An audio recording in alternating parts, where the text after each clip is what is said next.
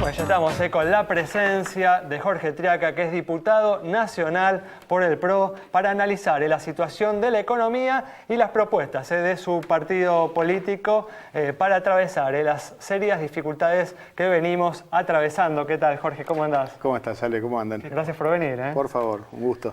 Jorge, contame cómo están viendo en el PRO la salida, ¿no?, del presidente del Banco Central, Juan Carlos Fábrega, el reemplazo, ¿no?, que se le ha asignado. ¿Crees que modifiquen algo el panorama económico que se viene dando? Bueno, más allá de la situación personal de Fábrega, lo que vemos es una situación económica en la cual el gobierno le erra en el diagnóstico y mucho más en la solución. Acá hay que reconstituir la confianza y hay que tratar de establecer reglas de juego claras. Y me parece que va absolutamente en el sentido contrario lo que propone el gobierno. Y cuando me refiero al gobierno, digo desde el Banco Central, pero también desde el Ministerio de Economía.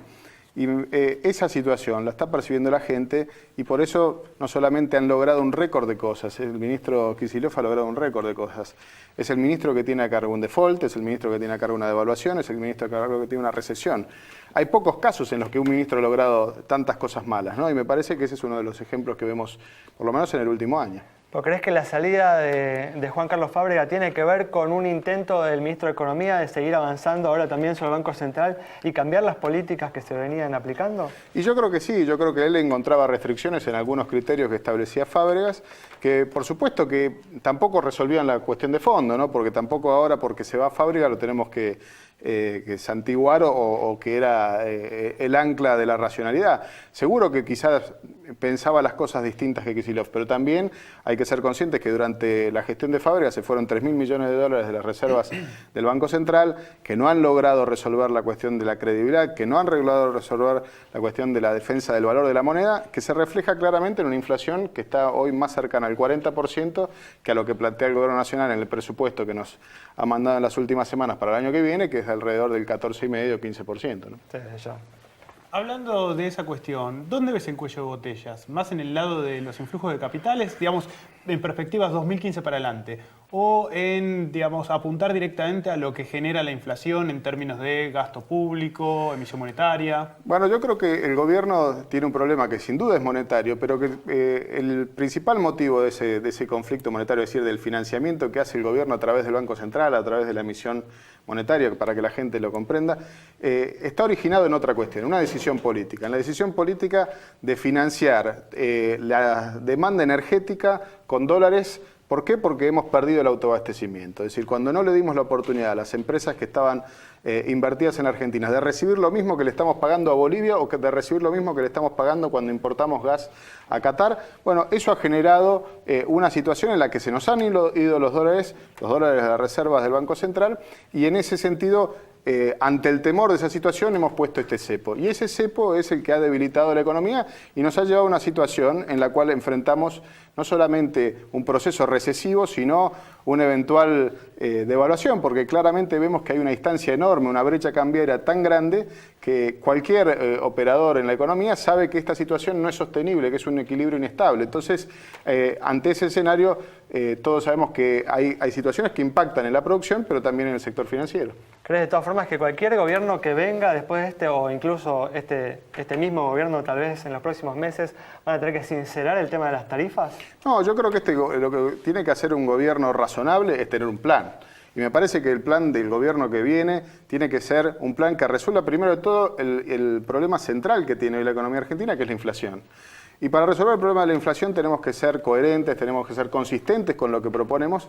Y me parece que ahí no todos opinan de la misma manera y hay muchos que han avalado muchas cuestiones que ha hecho el gobierno y que hoy se dan cuenta que eso ha generado la situación económica en la que estamos. Y por eso me parece que primero de todo hay que plantearse ese objetivo y es a partir de eso, de reconocer esa situación, que podemos ordenar las cuentas fiscales, que podemos tener un programa monetario, que podemos tener una estrategia de relacionamiento comercial con los países más importantes del mundo y no lo que venimos haciendo, cerrarnos cada vez más a las fronteras del resto del mundo, pelearnos con todos nuestros vecinos, con los países más importantes del mundo y me parece que eso debilita nuestra posición.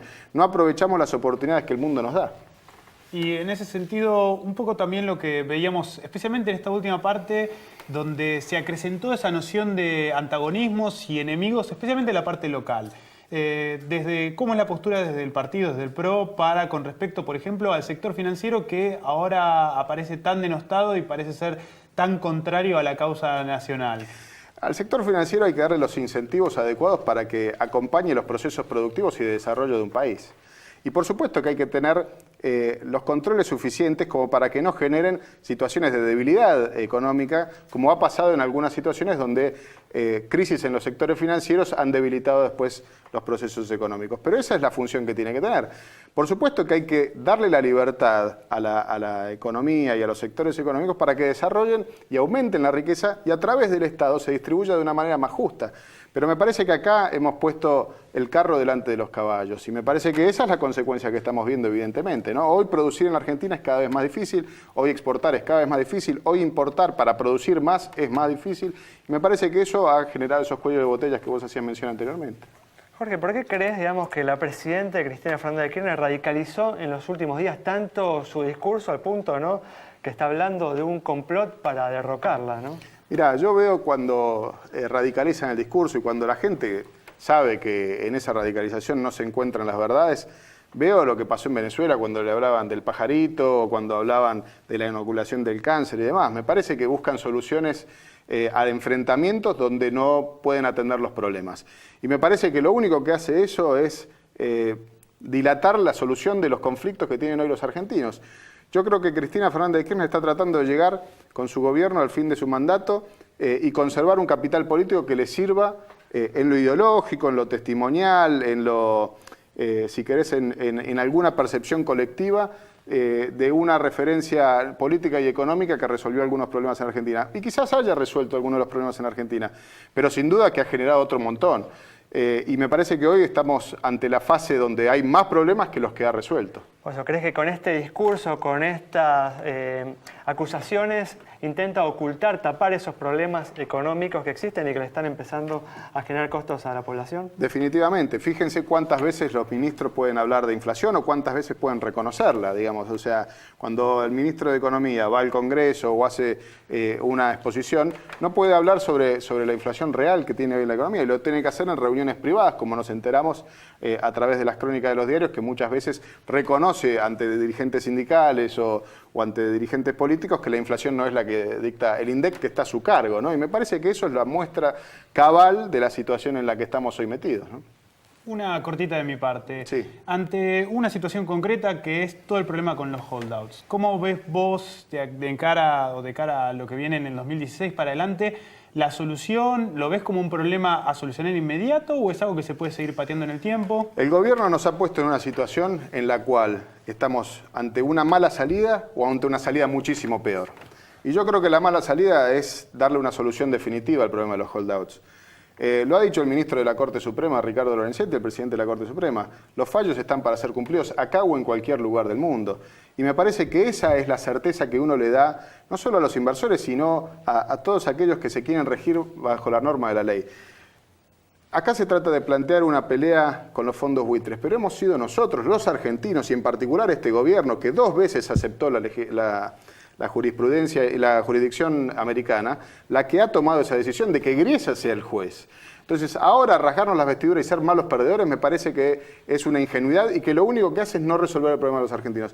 Fíjense ustedes si hubiésemos resuelto esto hace 3 o 4 meses atrás. Hoy probablemente los bonos, el dólar y demás serían todas noticias favorables porque estarían llegando inversiones a la Argentina, porque tendríamos la oportunidad de no pasar el próximo año y pico hasta que termine este gobierno en la situación de exaltación en la que estamos ahora. El gobierno dice que es por la RUFO y demás, y la verdad es que es poco creíble porque en ningún momento planteó por lo menos una declaración de certeza con respecto a eso. Bueno, Jorge, muchas gracias. Por favor, Ale, gracias por la invitación. El análisis entonces del diputado nacional Jorge Triaca sobre la situación de la economía y las soluciones que se pueden dar. Algunos de los problemas que tenemos por delante nos encontramos el próximo domingo a las 19:30 aquí en Metro.